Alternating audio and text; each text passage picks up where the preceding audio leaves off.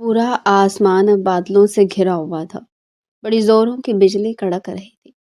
ایسے میں اس معصوم کی سسکیاں بارش کے شور اور بادل کے گرجن میں جیسے غائب ہو رہی تھی۔ پلیز چھوڑو مجھے، کیا بگڑا میں نے تمہارا؟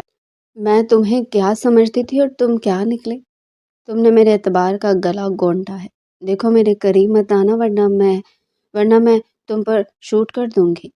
ڈرتے ہوئے وہ یہ سب کچھ کہہ رہی تھی۔ آنکھوں میں آنسو تھے اور ہاتھ میں گن تھی۔ جسے کیسے چلاتے ہیں اسے کچھ بھی معلوم نہیں تھا۔ ڈرتے ڈرتے آس پاس بھی دیکھ رہی تھی، مگر شدید بارش میں سے سوائے درندہ صفت شخص کے اور کوئی بھی دکھائی نہیں دے رہا تھا۔ جیسے اس نے پارکنگ ایریا سے باہر قدم نکالے، اچانک اس کا پاؤں پھسلا تھا۔ اسے بیلی کہ وہ گرتی، آگے بڑھ کر اس شخص نے اسے کمر سے تھام دیا تھا۔ سفید یونیفارم اس تیز بارش میں بالکل بھیگ چکا تھا اور دانیہ کے وجود کا ایک ایک حصہ اس بارش میں واضح ہونے لگا۔ وہ مکمل طور پر بھیگ چکی تھی۔ اس کے سرخ اناری لب کپ کپا رہے تھے۔ اس وقت وہ کچھ اس پوزیشن میں تھی کہ اگر خود کو اس شخص سے چھڑواتی تو یقیناً زمین پر گر جاتی۔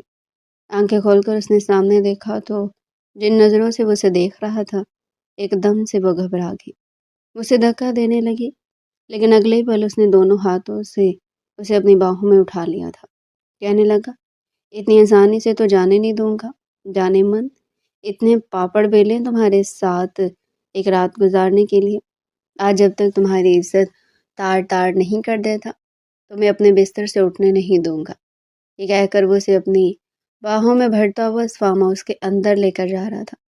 وہ مکمل طور پر بھیگی خود کو چھڑا رہی تھی۔ وہ تو سمجھ رہی تھی کہ شہیر ایک اچھا خاندانی لڑکا ہے، امیر کبیر ہے۔ اگر اس کے ساتھ بات چیت چل پڑتی تو وہ ساری زندگی راج کرتی، مگر اسے کہاں خبر تھی کہ اس جیسی مڈل کلاس لڑکی جس لڑکے کے ساتھ اتنی آگے بڑھ چکی ہے، وہ تو بس معصوم لڑکیوں کے وجودوں سے کھیلتا ہے۔ جیسے وہ اسے کمرے میں لے کر جانے لگا تو وہ دونوں ہاتھوں سے دیوار پکڑ چکی تھی۔ کسی طرح وہ خود کو شہیر سے چھڑا کر باہر بھاگنے لگی۔ پھر راستے پر آنے والے ٹیبل پر پڑے کانچ کے گلدان اس نے اٹھا کر شہیر کی طرف پھینکے تھے، جو سیدھا اس کے ٹانگوں اور سینے پر آ کر لگے تھے۔ ٹوٹنے کی وجہ سے کچھ کانچ اس کے وجود میں پیوست بھی ہوئے۔ طوفانی بارش میں وہ گھر سے باہر نکل آئی تھی۔ دوپٹہ اس کا کہیں پیچھے ہی رہ چکا تھا۔ پاؤں میں جوتے نہیں تھے۔ بچاؤ بچاؤ کہتی بس بھاگ رہی تھی۔ کچے راستے سے ہوتے ہوئے وہ مین روڈ پر آ چکی تھی۔ تیز بارش میں دانیہ کو کچھ بھی نظر نہیں آ رہا تھا۔ جیسے اس نے اپنے قدم سڑک کی طرف بڑھائے تو اچانک اس کا پاؤں پھسلا تھا۔ وہ گر چکے تھے۔ منہ کے بل گرنے کی وجہ سے اس کے ہونٹ زخمی ہو چکے تھے۔ تبھی اسے پیچھے سے شہیر کی آواز آئی، جو بارش میں اس کے پیچھے آ رہا تھا۔ گالی دے کر کہنے لگا، کہاں جا رہی ہے؟ تجھے لگتا ہے کہ مجھ سے بچ جائے گی؟ بہت شوق تھا نا میری مدد لینے کا۔ مدد لینے کے بدلے میں کچھ تو تجھے شہیر کو دینا ہی پڑے گا، ورنہ تو اور تیرا باپ تو ویسے بھی مارے ہی جاؤ گے۔ اس کے الفاظ سن کر وہ بہت زیادہ گھبرا چکی تھی۔ فوراً اٹھ کر سڑک پر اندھا دھند بھاگنے لگی۔ آنکھوں کے آگے کالے سائے لہرا رہے تھے۔ دل میں دعا کر رہی تھی کہ بس کسی طرح وہ محفوظ ہاتھوں تک پہنچ جائے، کوئی تو اس کی مدد کے لیے یہاں پر آ جائے۔ ابھی وہ بھاگ رہی تھی کہ اسے گاڑی آتی دکھائی دی۔ گاڑی والے نے بھی سڑک پر روتے ہوئے اس لڑکی کو دیکھ کر گاڑی کی سپیڈ آہستہ کی تھی۔ وہ آ کر سیدھا گاڑی کے بونٹ پر گری، روتے ہوئے کہنے لگی کہ پلیز ہیلپ می، مجھے بچائیے، وہ میری جان لے لے گا، پلیز میری مدد کیجیے۔ وہ سیدھا کھڑکی کی طرف آئی تھی۔ جب کھڑکی نیچے ہوئی تو سامنے بیٹھے شخص کو دیکھ کر ہی دانیہ کے ہوش اڑ چکے تھے، کیونکہ گاڑی میں شلوار قمیض پہنے انتہائی خوبرو نوجوان بیٹھا تھا۔ عمر میں یہی کوئی 27-28 سال کا تھا، لیکن انتہائی پرکشش نوجوان تھا۔ ایک نظر جب اس نے دانیہ کو دیکھا تو دیکھتا ہی رہ گیا۔ ہونٹوں سے بہتا ہوا خون جو پانی کے ساتھ بہتا ہوا اس کی گردن کی طرف جا رہا تھا، یونیفارم کو پوری طرح سے بھیگا چکا تھا۔ صاف لگ رہا تھا کہ وہ کالج کی اسٹوڈنٹ ہے۔ جلدی سے کہنے لگا کہ آپ آئیے، میری گاڑی میں بیٹھ جائیں۔ دانیہ کو تو سمجھ ہی نہ آئی کہ وہ اس پر اعتبار کرے یا نہیں، مگر شکل سے تو شریف ہی دکھ رہا تھا۔ وہ فوراً آ کر اس کے ساتھ گاڑی میں بیٹھ گئی کہ تبھی سامنے شہیر بھی آ گیا۔ غصے سے دیکھ کر کہنے لگا کہ ابے کون ہے تو؟ ہاں چل لڑکی کو میرے حوالے کر۔ زیادہ ہیرو بننے کی ضرورت نہیں ہے، سمجھا؟ تبھی بالکل گھمگیر لہجے میں بولنے والا وہ شخص روبدار آواز میں کہنے لگا، میں ہیرو نہیں ہوں بلکہ ویلن ہوں۔ اس سے پہلے کہ وہ آگے بڑھتا، اگلے پل اس نے اپنی جیب سے ایک گن نکالی تھی، اور پھر بادلوں کی گرج کے ساتھ فضا میں گولیاں چلنے کی بھی آواز گونجی۔ فلک شگاف چیخیں تھی جو دانے کے حلق سے نکلی تھی، اسی کے ساتھ ہی وہ بے ہوش ہو چکی تھی۔ اس کے بعد کیا ہوا اسے کچھ یاد نہیں تھا۔ کئی گھنٹوں تک وہ بے خبر سوتی رہی۔ جب اس کی آنکھ کھلی تو سر میں درد کی ٹیسیں اٹھ رہی تھی۔ دھیرے دھیرے اس نے آنکھیں کھول کر دیکھا تو سامنے انجانی سی چھت تھی جس پر ہلکا ہلکا پنکھا چل رہا تھا۔ آنکھیں میچ کر اس نے دوبارہ کھولی۔ اسے لگا شاید وہ یہ خواب دیکھ رہی ہے، مگر یہ حقیقت تھی۔ جب تک اس کا ذہن بیدار ہوا اسے سب کچھ یاد آنے لگا تھا۔ ایک جگہ سر ٹکائے اس نے آس پاس دیکھا۔ یہ گھر، مجھے کمرہ اس کا نہیں تھا جہاں پر سگریٹ کی مسلسل بو آ رہی تھی۔ آنکھیں میچ کر اس نے جیسے ہی کھولی اور سر پکڑ کر اٹھی تو یہ دوسرا دھچکا تھا جو اسے لگا تھا، کیونکہ اس نے اپنے وجود پر دوسرے رنگ کے کپڑے دیکھے تھے۔ گھبرا کر اس نے جلدی سے اوپر سے کمبل اٹھایا اور خود کو دیکھنے لگی۔ یہ لباس اس کا نہیں تھا، وہ تو اسکول کی یونیفارم میں تھی۔ پھر یہ کپڑے، وہ گھبرا کر رہ گئی۔ دروازے کی طرف فوراً لپکی۔ کیا ہوا تھا اس کے ساتھ؟ اور یہ گھر کس کا تھا؟ وہ روتے ہوئے خود سے ہی سوال کرتی دروازے کو بجانے لگی۔ جب دروازہ باہر کی طرف سے کھلا تو سامنے وہی لڑکا کھڑا تھا جو اسے ان چبھتی ہوئی نظروں سے دیکھ رہا تھا، جیسے کچھ گھنٹے پہلے وہ اس کے وجود کے ایک ایک انگ کو نہار چکا ہو۔ وہ 2 قدم پیچھے ہٹی تھی، گھبرا کر کپکپاتے ہوئے لبوں سے کہنے لگی کہ کون ہو تم؟ میں کہاں ہوں؟ مجھے گھر جانا ہے۔ یہاں کیوں لے کر آئی ہو مجھے؟ اسے یوں ہڑبڑاتا ہوا دیکھ کر وہ کہنے لگا کہ اتنی پریشان کیوں ہو رہی ہو؟ بیٹھو آرام سے، فکر کی کوئی ضرورت نہیں ہے۔ تم محفوظ ہاتھوں میں ہو، اور ویسے بھی تم کو گولی چلنے کی آواز سن کر بے ہوش ہو چکی تھی۔ بھلا مجھے خواب تھوڑی آیا تھا کہ تمہارا گھر کون سا ہے؟ اور آگے بڑھ کر وہ عجیب انداز میں بولا تھا۔ دانیہ سوچ میں پڑ گئی، لیکن اپنے آپ کو دیکھ کر کہنے لگی کہ میرے یہ کپڑے کہاں سے آئے؟ اور میرا یونیفارم؟ میں نے تو یونیفارم پہنا ہوا تھا نا۔ وہ چند قدم بڑھا کر آگے بڑھا تو وہ چند قدم بے ساختہ پیچھے ہٹ رہی تھی۔ اگلی پل اس کے چہرے پر ایک مسکراہٹ آئی تھی۔ کہنے لگا کہ مجھے وہ وقت یاد ہی نہیں دلاؤ کہ بہتر ہے لڑکی تم بارش میں بھیگنے کی وجہ سے شدید کانپ رہی تھی، بخار ہو چکا تھا تمہیں، اور پچھلے 15 گھنٹوں سے تم بے ہوشوں کی طرح لیٹی ہوئی ہے۔ اب جا کر تمہیں ہوش آیا ہے، ڈاکٹر بلوا کر تمہیں دوائی دلوائی، اچھا خاصا خرچہ ہو چکا ہے میرا تم پر۔ پتہ نہیں تم امیروں کے بخار بھی امیروں والے ہوتے ہیں جو سستی دوائی سے تو اترنے کا نام ہی نہیں لیتے۔ وہ ایک دم سے اکھڑ کر بولا تھا، جیسے یہ جتانا چاہتا ہو کہ اس نے اس کے کپڑے بدل کر جیسے کوئی احسان کیا ہو۔ ایک گہری سانس خارج کر کے دانیوں سے دیکھنے لگی۔ شرم سے اس کا چہرہ سرخ لال ہو رہا تھا۔ آج تک اس نے کسی کے سامنے اپنے آپ کو یوں اس حالت میں آنے نہیں دیا تھا۔ غصے سے کہنے لگی کہ آپ کو کوئی حق نہیں پہنچتا تھا کہ آپ میرا لباس تبدیل کرتے، چاہے میں مر بھی جاتی۔ آپ نے ایسا کیوں کیا؟ وہ غصے سے آنکھوں میں آنسو لیے بولی تھی۔ وہ اگلی پل کہنے لگا کہ مر جاتی تو میرے ذمہ لگتی۔ میڈم جی، ایک تو میں اپنی مصروفیات چھوڑ کر آپ کو اپنے اس فلیٹ میں رکھ رہا ہوں، اور اوپر سے آپ کے نخرے نہیں ختم ہو رہے۔ وہ بس کسی بھی طرح اپنی باتوں کے جادو سے اسے خاموش کروانا چاہتا تھا، اور وہ اس میں کسی حد تک کامیاب بھی ہو چکا تھا۔ وہ چپ چاپ صوفے پر بیٹھ چکی تھی۔ کمرے کے سامنے باہر اوپن کچن تھا جہاں سے وہ اس کے لیے جوس لے کر آیا۔ کہنے لگا کہ پی لو، تھک گئی ہوگی سو کر۔ اس کی ایسی باتیں سن کر اس نے ایک گھونٹ ہی جوس کا بھرا تھا اور واپس گلاس رکھ دیا۔ وہ سامنے ٹانگ پر ٹانگ چڑھائے بیٹھ کر کہنے لگا، پورا ختم کرو، مجھے چیزیں ضائع کرنے کی عادت نہیں ہے، اور یہ تمہارا جھوٹا میں تو نہیں پینے والا۔ وہ جلدی سے پورا گلاس ختم کر چکی تھی۔ کہنے لگی کہ مجھے گھر جانا ہے۔ میں آپ کو بتاتی ہوں میرا گھر کہاں ہے۔ پلیز، میرے ماں باپ پریشان ہو رہے ہوں گے، اور وہ شہیر، اس کا کیا بنا؟ وہ کہنے لگا کہ ٹپک گیا ہوگا، اور کیا ہونا تھا؟ آج تک میری گولی سے کوئی بچا ہے جو وہ بچتا؟ رہی بات تمہاری تو ابھی بیٹھو، اتنی جلدی بھی کیا ہے جانے کی؟ وہ جس انداز میں بول رہا تھا وہ پریشان سی ہو چکی تھی، نہ چاہتے ہوئے بھی سے فکر ہونے لگی تھی۔ ایسا لگ رہا تھا جیسے وہ محفوظ ہاتھوں میں نہیں ہے، بلکہ کچھ تو گڑبڑ ہے۔ ایک بار پھر جب اس نے کہا کہ مجھے گھر جانا ہے، مجھے گھر چھوڑ کر آئیں، تو وہ کہنے لگا کہ میڈم جی آپ کو یہاں لانے میں، پھر آپ کی دوائیوں کے خرچے، پھر آپ کے لیے ڈریس لانے میں جانتی ہیں پورے 15,000 خرچ ہوئے ہیں میرے۔ فی الحال میرے پاس اتنے پیسے نہیں ہیں کہ میں اپنی گاڑی میں پیٹرول ڈلواؤں اور آپ کو چھوڑ کر آؤں۔ اس کو اس بات پر وہ تڑپ ہی چکی تھی، نہ جان نہ پہچان، پھر بھی جان بوجھ کر اس پر اپنا رعب جما رہا تھا۔ وہ آگے جھک کر کہنے لگی کہ دیکھو مسٹر، آپ نے مجھ پر احسان کیا تھا، اس کا بہت بہت شکریہ، لیکن اب مزید میں آپ کی بدتمیزی برداشت نہیں کر سکتی۔ ٹھیک ہے، میں خود ہی چلی جاتی ہوں۔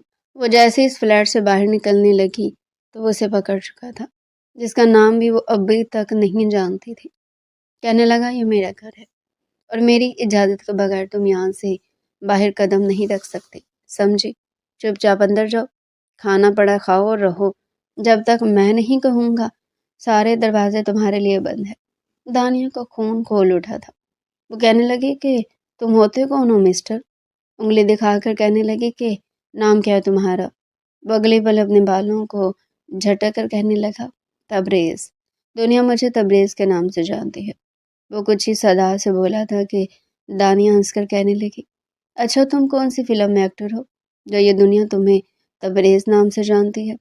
کھولو اس دروازے کو، مجھے باہر جانا ہے، میں تمہارا شکریہ ادا کر چکی ہوں۔ وہ دونوں ہاتھ اس کے سامنے جوڑ کر کہنے لگا کہ یہ کیسا شکریہ ادا کیا، اتنی آسانی سے تو میں تمہیں جانے نہیں دوں گا۔ میرا 15,000 روپیہ مجھے واپس کرو جو تم پر لگایا، میں تبھی تمہیں جانے دوں گا۔ سامنے صوفے پر اس کا بیگ پڑا تھا جو تقریباً گیلا ہی تھا۔ آگے بڑھ کر فوراً اس نے اس میں سے اپنا پرس نکالا جس میں صرف 2,000 روپے ہی پڑے تھے۔ 2,000 روپے لے کر وہ کہنے لگی کہ یہ لو پکڑو، 2,000 مجھے گھر تک چھوڑ کر آؤ، باقی کے پیسے میں تمہیں وہاں پر دے دوں گی۔ مگر وہ تو اسے سرشاری بھری نظروں سے دیکھ کر کہنے لگا کہا نا کہ جب تک میں نہیں چاہوں گا تم کہیں نہیں جا سکتے۔ انتہائی غصے میں جب وہ بولا تو وہ سہم سی چکی تھی، کہیں اس کے دل میں بھی شیطان تو نہیں جاگ اٹھا۔ تو وہ اس کے کہنے پر دوبارہ اس کے کمرے میں جا چکی تھی اور کمرے کو اندر سے لاک کر چکی تھی۔ کھڑکیوں کے آگے موٹی گرل لگی تھی۔ وہ چپ چاپ اس کمرے میں بیٹھ کر آنکھوں سے مسلسل آنسو بہانے لگی۔ 18 سالہ دانیہ کو سمجھ نہیں آ رہا تھا کہ کیا کرے۔ ماں باپ کی اکلوتی بیٹی تھی اور وجاہت صاحب اپنی بیٹی کو ہمیشہ اپنے بیٹوں کی طرح پالتے آئے تھے۔ مڈل کلاس فیملی سے ان کا تعلق تھا۔ آج تک انہوں نے اپنی بیٹی کی کسی خواہش کو رد نہیں کیا تھا۔ انہوں نے اپنی چھوٹی سی فیکٹری شروع کی تھی، ساتھ ہی ایک بہت ہی بڑے امیر کبیر سیٹھ کی زمین تھی جس نے وہاں پر اپنا پروجیکٹ شروع کیا تھا، تو اس لیے وہ وجاہت صاحب کو منہ مانگی رقم دے کر وہ جگہ بیچنے کو کہنے لگا۔ جب وجاہت صاحب نے یہ کہہ کر انکار کیا کہ یہ میری جدی پشتی زمین ہے، اسے کسی کو نہیں دوں گا، تو وہ انتہائی غصے میں آ چکا تھا۔ کہنے لگا کہ اگر گھی سیدھی انگلی سے نہیں نکلتا تو انگلی ٹیڑھی کرنی پڑتی ہے، چپ چاپ یہ زمین ہمارے حوالے کر دو ورنہ اچھا نہیں ہوگا۔ وجاہت صاحب بھی اکڑ چکے تھے کہ جو کرنا ہے کر لو، میں تم سے ڈرنے والا نہیں۔ اگر وہ یہ زمین اسے دے دیتے تو ان کی چلتی فیکٹری بند ہو جاتی، ان کے علاج جو بہتر ہونا شروع ہوئے تھے وہ پھر سے خراب ہو جاتے۔ انہی دنوں اس امیر سیٹھ نے ان پر کیس کر دیا، جھوٹے کاغذات دکھا کر کہنے لگا کہ یہ جگہ میری ہے جس پر غیر قانونی طور پر وجاہت نے قبضہ کر رکھا ہے۔ وجاہت صاحب تو بے حد پریشان تھے۔ ان کی بیوی انہیں مسلسل دلاسا دے رہی تھی۔ انہی دنوں دانیہ کی دوستی کالج میں شہر کے امیر کروی بزنس مین کے بیٹے سے ہوئی تھی۔ بڑے بڑے وکیلوں سے بھی ان کی بات چیت تھی، اس لیے اس نے شہر سے مدد لینا چاہی۔ وہ تو اسے اچھا دوست سمجھ رہی تھی اور یہ خواب دیکھ چکی تھی کہ اگر وہ سچ میں اس کا اچھا بوائے فرینڈ بن گیا تو وہ دونوں شادی کر لیں گے۔ مگر اسے کہاں خبر تھی کہ شہر تو کچھ اور ہی خیالوں میں ہے۔ اس کا مقصد تو بس کسی طرح اپنے مطلب کی خاطر دانیہ کا استعمال کرنا تھا۔ اسے اپنے فارم ہاؤس لے آیا تھا تاکہ اسے مجبور کر کے وقت بتا سکے۔ اگر وہ وکیل کی بھاری رقم نہیں دے سکتی تھی تو اس کے ساتھ ایک رات تو بتا ہی سکتی تھی۔ مگر دانیہ نے جیسے اس کے ارادے بھانپے تو وہ فوراً وہاں سے بھاگ نکلی تھی۔ نہ جانے اس کے ماں باپ اس وقت کے کس حال میں ہوں گے اور اس کے بارے میں کیا سوچ رہے ہوں گے۔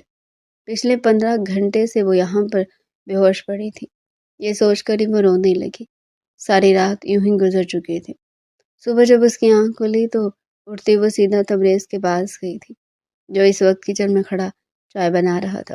کہنے لگی کہ تبریز مجھے گھر جانا ہے، تم جانتے بھی ہو سب لوگ میری وجہ سے کتنے پریشان ہوں گے۔ مگر وہ کہنے لگا کہ چلی جانا اتنی بھی کیا جلدی ہے، بیٹھو کافی تو پیو۔ اس نے کافی کا کپ اس کی طرف بڑھایا تو وہ غصے سے بھر چکی تھی۔ اگلے پل اس نے کافی کا کپ زور سے زمین پر دے مارا تھا۔ کہنے لگی کہ یہ سب کچھ کیا ہے، تم ہوتے کون ہو میرے ساتھ ایسا رویہ رکھنے والے؟ میں تمہیں بار بار کہہ رہی ہوں کہ مجھے گھر جانا ہے، تمہیں سنائی نہیں دے رہا؟ کیوں تم نے مجھے زبردستی قید کر کے رکھا ہے؟ مجھے ایسے لگ رہا ہے جیسے میں قید ہو چکی ہوں۔ اس سے پہلے کہ دانیہ کچھ اور بولتی تبریز کہنے لگا کہ ہاں بالکل، تم کڈنیپ ہی ہو چکی ہو۔ یوں سمجھو کہ ایک طرف کنواں تھا اور ایک طرف کھائی، تم کنویں سے تو نکل آئی لیکن کھائی میں جا گری۔ وہ غصے بھرے انداز میں کافی کا گھونٹ بھر کر بولا تھا۔ دانیہ کے تو ہوش اڑے تھے، کہنے لگی کہ تم جھوٹ بول رہے ہو نا؟ وہ کہنے لگا کہ نہیں، وجاہتی نام ہے نا تمہارے بابا کا، پورے 50 لاکھ لیے ہیں تمہیں کڈنیپ کرنے کے۔ مجھے تو لگا تھا کہ تمہیں پکڑنے میں مجھے دن رات ایک کرنا پڑیں گے، نہ جانے کیسے کیسے پاپڑ بیلنے پڑیں گے، مگر تم تو خود ہی آ کر میری گاڑی سے ٹکرا گئی اور میرا کام بھی آسان ہو گیا۔ یہ کہہ کر وہ فلک شگاف کہکا لگاتا صوفے پر بیٹھ گیا۔ یہ سن کر دانیہ تو کام کر رہ گئی تھی، یہ کیسی مصیبت اس پر آن پڑی تھی۔ ایک بار پھر وہ فوراً دروازے کی طرف بھاگی جو کھلا ہوا تھا۔ جیسے اس نے دروازے کے باہر قدم رکھے تو اگلے پل ہٹے کٹے 6 باڈی بلڈرز ہاتھوں میں گن لیے اس کے سامنے آ گئے۔ ان 6 کے 6 لوگوں نے اپنی گن اس پر تان لی تھی۔ کہنے لگے کہ یہیں پر رک جاؤ لڑکی، ورنہ بھون کے رکھ دیں گے۔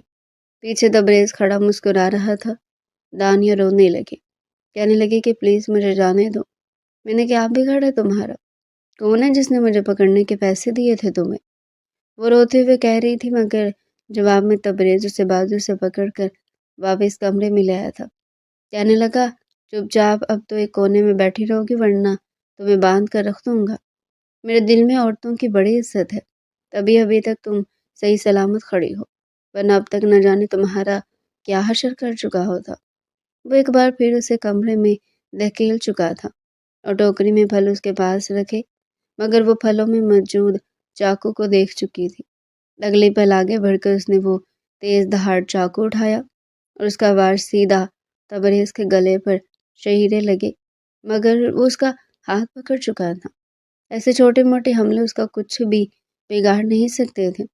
وہ ایک ماہر کھلاڑی تھا، دانیوں کو پکڑ کر دیوار سے لگا چکا تھا۔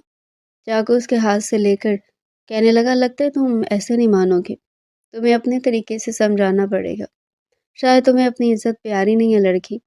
وہ اپنے لبوں پر زبان پھیرتے ہوئے دانیہ کے لبوں کی طرف دیکھنے لگا اور پھر اگلے پل اس کے لبوں پر جھکنے لگا۔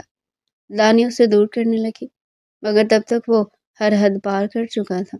دانیہ کا سانس رکنے لگا، خود کو اس سے چھڑوانے لگی، مگر کہاں وہ باڈی بلڈر جس کے سامنے وہ بالکل کمزور سی جان تھی۔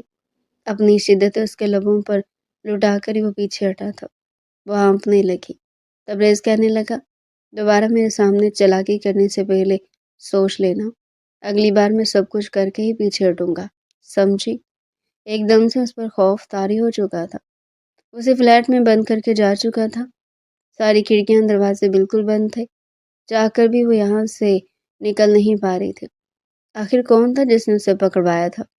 بے ساختہ اس کے ذہن میں وہ شخص آیا جس کے ساتھ اس کے والد کا کیس چل رہا تھا۔ یقیناً انہوں نے تبریز کو کہا ہوگا۔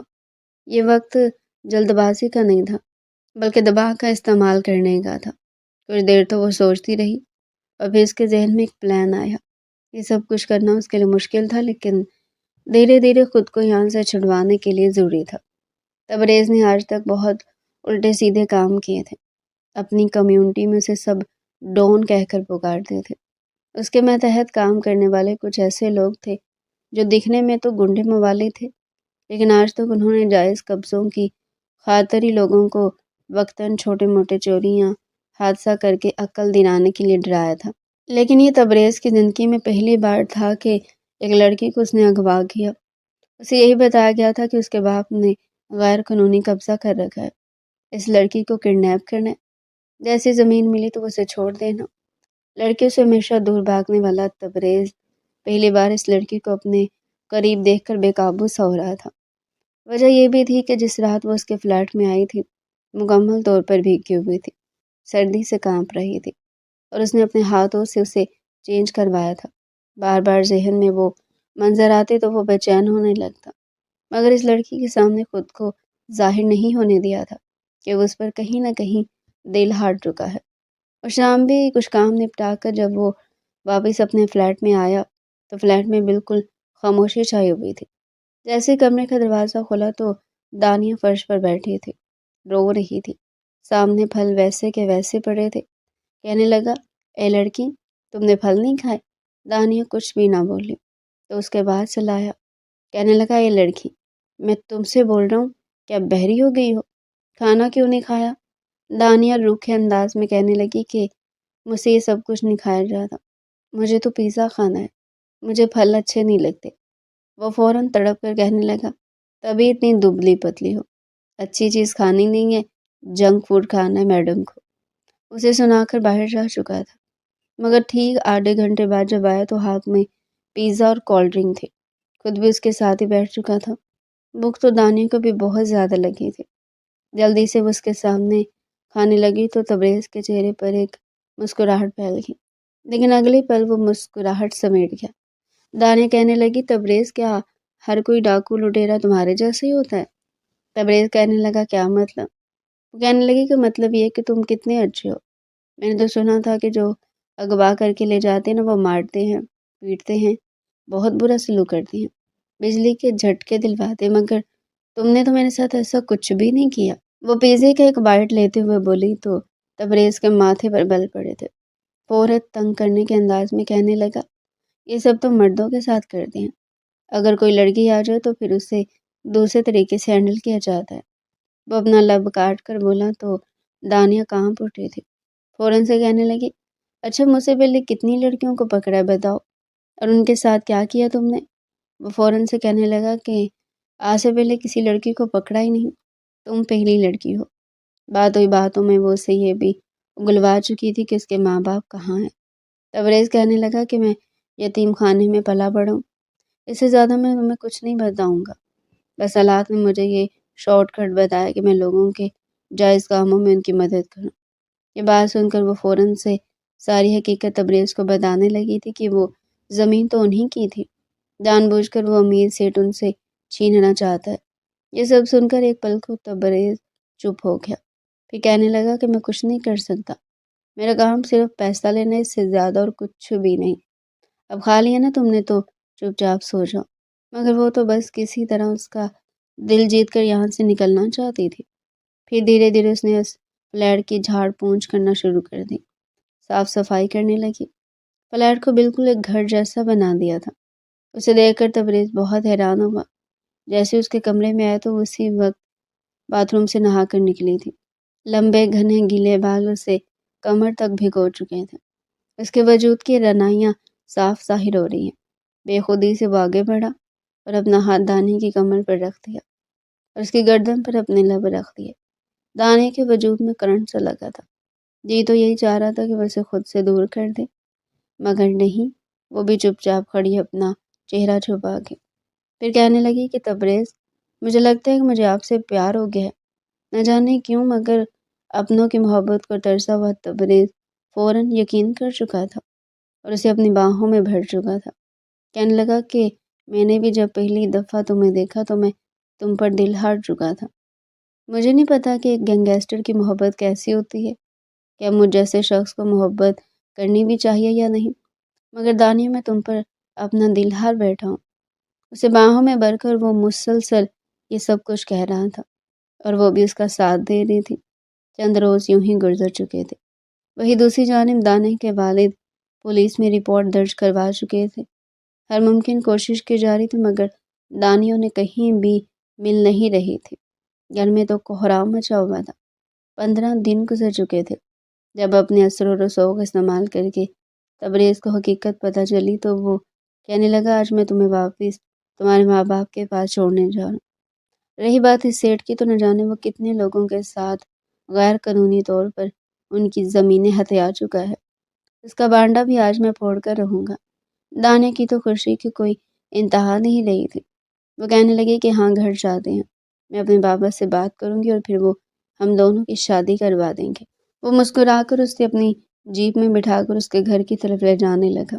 دانیہ کا دل بڑا زوروں سے دھڑک رہا تھا۔ جیسے وہ تبریز کے ساتھ اس کے گھر پہنچی تو وجاہت صاحب اپنی بیٹی کو اپنے سامنے دیکھ کر دیوانہ وار اس کی طرف لپکے تھے۔ 15 دنوں میں وہ بالکل بوڑھے لگنے لگے تھے۔ دانیہ کی ماں اور باپ اسے دیوانہ وار چوم رہے تھے کہ تم ٹھیک تو ہو نا؟ تبریز ایک جانب کھڑا تھا، وہ اس انتظار میں تھا کہ کب دانیہ اس کا تعارف اپنے والدین سے کروائے گی۔ تبھی روتے ہوئے دانیہ کہنے لگی کہ یہ وہ شخص جس نے مجھے کڈنیپ کیا تھا اور اس امیر سیٹھ نے اسے مجھے کڈنیپ کرنے کے پیسے دیے تھے۔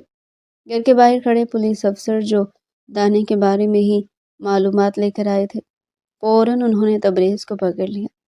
تبریز اسے غیر یقینی طریقے سے دیکھ رہا تھا، آنکھوں میں تعصب اور غصے کے ملے جلے تاثرات تھے۔ وہ کہنے لگا کہ دانیہ یہ سب کچھ کیا ہے؟ تم یوں میرے اعتبار کے ساتھ کھلواڑ نہیں کر سکتی۔ تبریز نے آج تک کسی پر بھی اندھا اعتبار نہیں کیا جتنا تم پر کیا تھا۔ اور تم نے کیا کیا؟ وہ فوراً ہنس پڑی تھی، تالی بجا کر ہنستے ہوئے کہنے لگی کہ تم نے مجھے پکڑا، میرے ماں باپ کو تکلیف دی، یہ سب کچھ تو ایک ڈرامہ تھا۔ تم جیسے سڑک چھاپ گنڈے سے بھلا کون شادی کرتا ہے؟ آئندہ کسی لڑکی کو پکڑنے سے پہلے 100 بار سوچنا۔ وہ تمسخرانہ انداز میں یہ سب کچھ بول رہی تھی اور تبریز کا جی چاہا کہ وہ نہ جانے کیا کر لے۔ پولیس اسے پکڑ کر لے جا رہی تھی، اگر وہ چاہتا تو خود کون سے چھڑوا کر بھاگ سکتا تھا، لیکن دل پر جو چوٹ لگی تھی وہ چپ چاپ پولیس کے ساتھ چلا گیا۔ اپنے ماں باپ کو وہ بتا چکی تھی کہ اسے سیٹھ کے کہنے پر ہی اغوا کیا گیا تھا۔ وجاہت صاحب نے ایک بار پھر پولیس کو تفتیش شیرے کا کہا تھا۔ سیٹھ کا نام سن کر پہلے تو پولیس گھبرائی تھی، مگر پھر جب وہاں پر ایک ایماندار پولیس افسر کے سامنے وجاہت صاحب نے اپنا کیس پیش کیا تو وہ بھی برہم ہو چکے تھے۔ فوراً سے سخت کارروائی شروع کر دی گئی۔ گھر آ کر وہ بہت خوش تھی، مگر دل میں ایک عجیب سی کسک باقی رہ چکی تھی۔ بار بار ذہن میں تبریز کا خیال آ رہا تھا۔ اتنے دن تو وہ اس کے ساتھ رہی تھی، مگر سوائے دھمکی کے وہ اس کے قریب نہیں آیا تھا، اس کا خیال رکھا تھا، ورنہ یہ اغوا کار تو نہ جانے کیا کچھ کر لیتے ہیں۔ یہاں تک کہ اسے تبریز نے شہیر سے بھی بچایا تھا۔ شہیر تو لاکھ درجے بہتر تھا تبریز، مگر وہ کیسے کسی کے جذبات کے ساتھ کھل گئی؟ یہ سب کچھ سوچ کر ہی دانیہ کو برا لگ رہا تھا، ساتھ ہی ساتھ خود کو سمجھا بھی رہی تھی کہ وہ تھا ہی اسی لائق۔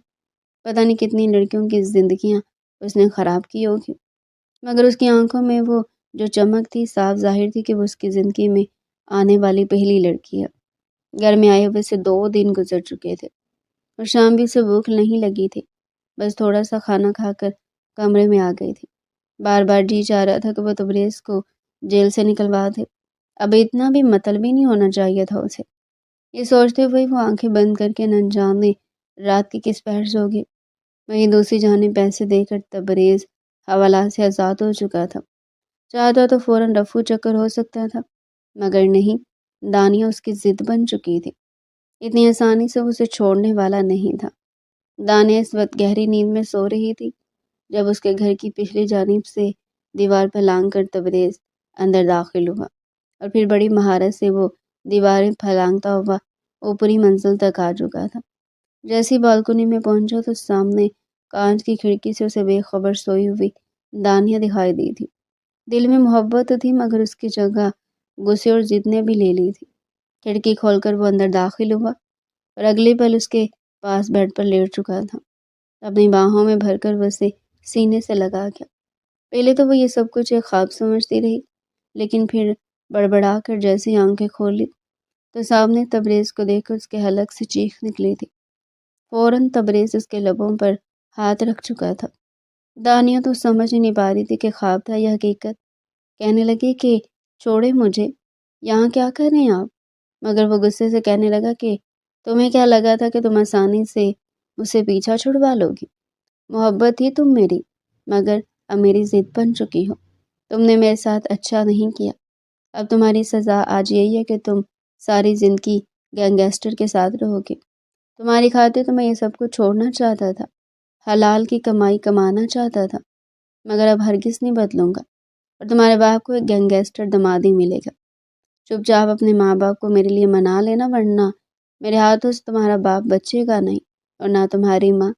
جس طرح شیر کو مارا تھا ٹھیک ویسے ان کی بھی لاشیں بچھیں گی۔ دانیہ تو یہ سب سن کر گھبرا چکی تھی، اسے دھمکی دے کر ڈرا چکا تھا۔ کہنے لگا کہ اگلے 24 گھنٹے کے اندر اندر مجھے ہاں چاہیے، ورنہ… دانیہ نے جب یہ سنا تو پوری طرح سے گھبرا چکی تھی۔ اسے لگا تھا یہ صرف دھمکی ہے، لیکن جس طرح گزشتہ روز اس کے کمرے میں گھس آیا تھا اور پھر اسے باہوں میں بھر چکا تھا، وہ تو گھبرا چکی تھی۔ اپنے ماں باپ کو اس کے لیے کیسے منا سکتی تھی؟ وہ اگر منا کر شادی کر بھی لیتی تو نہ جانے ساری زندگی اس کی تبریز کے ساتھ کیسے گزرتی۔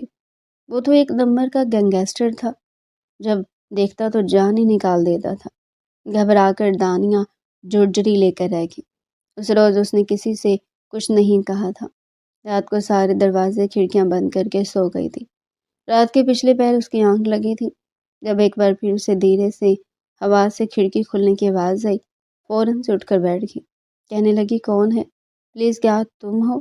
اس کے چہرے پر پسینے کی بوندیں تمتمانے لگی تھی، لیکن کھڑکی پر کوئی بھی نہیں تھا۔ ڈرتے ڈرتے وہ اٹھی اور جیسے ہی کھڑکی بند کرنے لگی تو اگلی لمحے کسی نے اس کا ہاتھ پکڑ لیا تھا۔ اسے پہلے اس کے حلق سے چیخ نکلتی تبریز چھلانگ مار کر اندر آیا اور اس کے لبوں پر ہاتھ رکھ کر اسے وہیں دیوار سے لگا چکا تھا۔ اپنی گرم سانسیں اس کے ٹھنڈے پسینے سے شرابور چہرے پر نشاور کر کے کہنے لگا، بالکل چپ، ذرا بھی آواز مت نکالنا، ورنہ میرا کیا ہے، میں تو یہاں سے چلا جاؤں گا۔ عزت تمہاری خراب ہوگی اور پھر ہر حال میں تمہیں میرا ہونا ہی ہے۔ ابھی تک تمہارے باپ کا کوئی فون کال مجھے کیوں نہیں آیا؟ کیا سمجھ لیا تھا کہ میں کوئی ڈراؤنا خواب تھا جو آنکھیں کھلتے ہی ٹل جاؤں گا؟ ہرگز نہیں۔ اگر کل تم نے اپنے گھر والوں سے میری بات نہ کی، انہیں میرے لیے نہ منایا، تو یاد رکھنا میں تمہارے ساتھ بہت برا پیش آؤں گا۔ یہ کہتے ہوئے اس نے اپنی گرفت ڈھیلی کی تھی اور دانیہ کے لبوں سے ہاتھ بھی ہٹا دیا تھا۔ گھبراتے ہوئے دانیہ اسی کو دیکھے جا رہی تھی۔ آج سے پہلے اسے اس شخص سے کبھی بھی اتنا خوف محسوس نہیں ہوا تھا جتنا اس بار ہو رہا تھا۔ کہنے لگی کہ نہیں پلیز تم کچھ مت کرنا، میں صبح ہی اپنے بابا سے تمہاری بات کرتی ہوں۔ اگلے روز ڈرتے ڈرتے اپنے ماں باپ سے کہنے لگی کہ میں تبریز سے شادی کرنا چاہتی ہوں۔ اس بات پر سے اپنے باپ سے تھپڑ پڑا تھا، مگر وہ بازی تھی کہ نہیں، مجھے اس سے اچھا لڑکا نہیں مل سکتا، وہ میری خاطر سدھر جائے گا، مجھے اسی سے ہی شادی کرنی ہے۔ اگر وہ ہمارے گھر کا داماد بنے گا تو یہ سیٹھ جیسے لوگ ہم سے دور رہیں گے۔ اگر میری شادی اس سے نہ ہوگی تو میں زہر کھا کر مر جاؤں گی۔ جب وہ بار بار اس طرح کی باتیں کرنے لگی تو وجاہت صاحب کو ماننا ہی پڑا۔ وجاہت کی بیوی بھی کہنے لگی کہ دیکھیں 15 دن یہ گھر سے باہر رہی، پورے خاندان میں یہ بات پھیل گئی ہے، کوئی بھی خاندان کا لڑکا اسے اپنائے گا نہیں، بات بات پر اس کو تانے دیں گے، اس لیے ہمیں لگتا ہے کہ ہمیں اسے تبریز سے اس کی شادی کروا دینی چاہیے۔ نہ چاہتے ہوئے بھی وجاہت صاحب نے تبریز کے اس رشتے کو قبول کر لیا تھا۔ ایک ہفتے کے اندر اندر شادی کی تمام تر رسومات پوری کر دی گئی اور دانیہ رخصت ہو کر دوبارہ اسی فلیٹ میں آ چکی تھی۔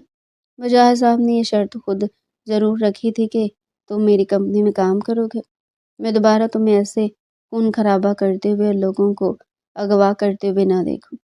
وہ شریف بنا سب کی بات مان چکا تھا، اصل حساب تو اس نے دانیہ سے پورا کرنا تھا۔ کمرے میں آتی ایک نظر اسے دیکھا، بلا شک دانیہ بہت حسین لگ رہی تھی، اگر اس کی جگہ کوئی اور ہوتا تو اپنے ہوش کھو بیٹھتا۔ تبریز چلتا ہوا اس کے قریب آیا اور اگلی پل اس کی ٹھوڑی کے نیچے ہاتھ رکھ کر کہنے لگا، تم نے اچھا نہیں کیا ویسے میرے ساتھ، میرے جذبات کے ساتھ کھلواڑ کیا، مجھے تکلیف دی، دھوکہ دیا۔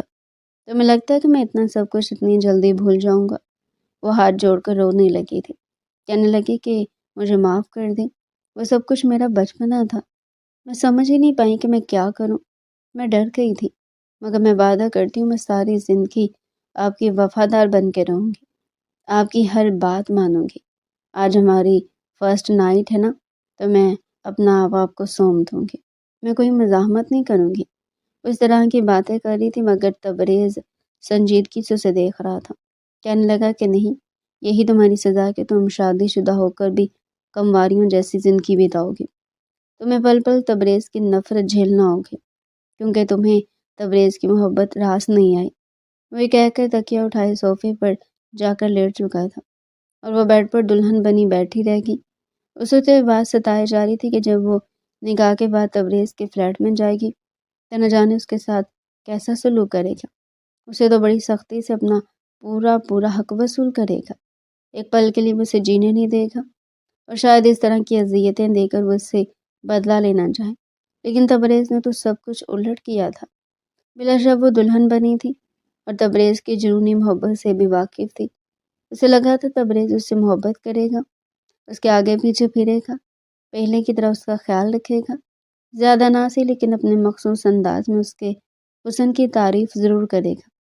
لیکن جب وہ صوفے پر جا کر لیٹ گیا تو اندر ہی اندر دانیہ کو کافی برا لگا تھا۔ پورے 4 گھنٹے لگا کر پارلر والی نے اسے تیار کیا تھا۔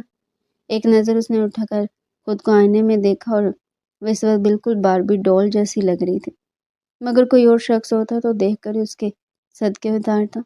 لیکن یہ تو تبریز تھا، اپنی ضد کا پکا۔ اس کی آنکھوں میں آنسو بھی آ چکے تھے۔ وہ اٹھ کر اس کے پاس آئی، کہنے لگی کہ پلیز میری بات سنیں، ایسا مت کرے اور مجھے سزا مت دے۔ مجھے ماں باپ نے بڑے لاڈ پیار سے پالا اور میں اپنے ہونے والے شوہر کی بھی لاڈلی بیوی بن کر رہنا چاہتی ہوں۔ دیکھیں، آپ نے بولا تو میں آپ کی بات مان کر جیسے بھی کر کے اپنے ماما بابا کو آپ کے لیے منا چکی ہوں، لیکن پلیز اب میرے ساتھ ایسا مت کرے۔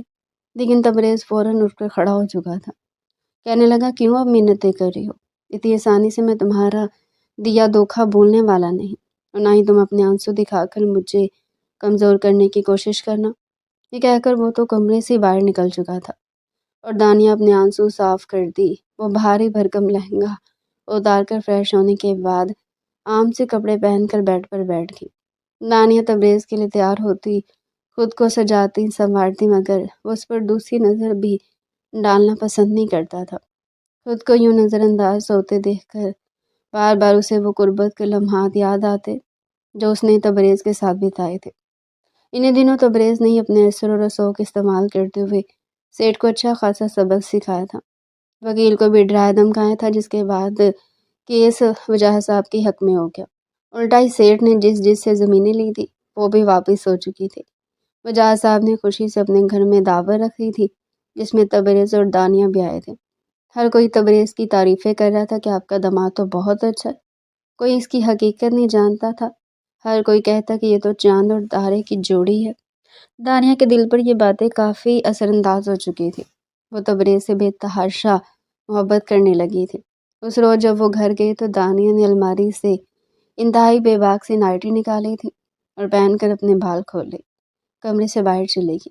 تبریز کی نظر جیسے اس پر پڑی تو اسے دیکھتا رہ گیا، مگر پھر فوراً اپنا سر جھٹک گیا، کہنے لگا اگر تم نے یہ سب کچھ کرنا ہے تو میں دوسرے کمرے میں جا کر سو جاتا ہوں۔